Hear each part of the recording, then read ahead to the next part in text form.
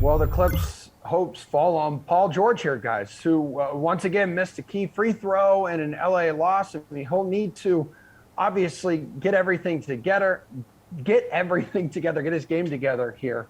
So for the Clippers and his total points, rebounds, assists, I mean, that prop is set at 44.5. You like the over or the under on this one, Chirag? I'm leaning a little bit to the under. Like I've mentioned, I think this game has the potential to be a blowout, so that's kind of why. But if the Clippers are to win this game or make it competitive, it's because Paul George went over, and he went over easily. I could see 50 points, rebounds, and assists from Paul George. You saw in those two games in LA, like I mentioned, he was their top rebounder, double-digit rebounds in those games, and that's what makes it a little bit easier. He can also create the offense and kick out for those threes, so 5 assists, really in the realm of possibilities, but it's going to end up being the scoring. Is he going to get over 30 actual points, maybe even 35 to keep the Clippers in this? And I think that's the only way it really goes over.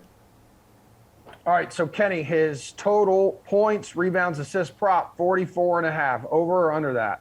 Yeah, I'm going over. I think Chirag is right that it's going to come down to points here, but he also is right that, Paul George has been the leading rebounder, 15 or more rebounds in the last 2 games. The thing we know about Paul George is he's going to be on the floor for over 40 minutes in this game. I would not be surprised. He saw 43, 44 minutes. And with that kind of run, I mean, he also did get over his assist prop last game, 6 assists.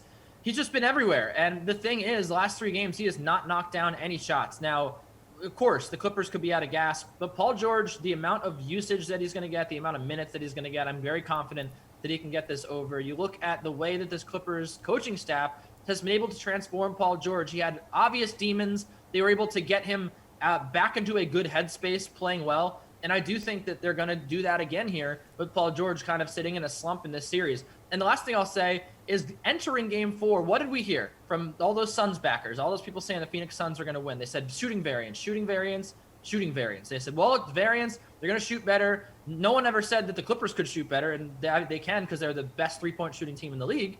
So why can't we argue shooting variance here with Paul George? He hasn't had a good shooting night in 3 games. We know he's a very good shooter. We know he's one of the best players in the league. Of course he can have a great game here. He almost hit this over. 23 points last game, 27 points the game before that, with basically nothing doing from the field. He can absolutely shatter this over, and I think it's very, very good money. It's very good value, and it's time to buy low on Paul George.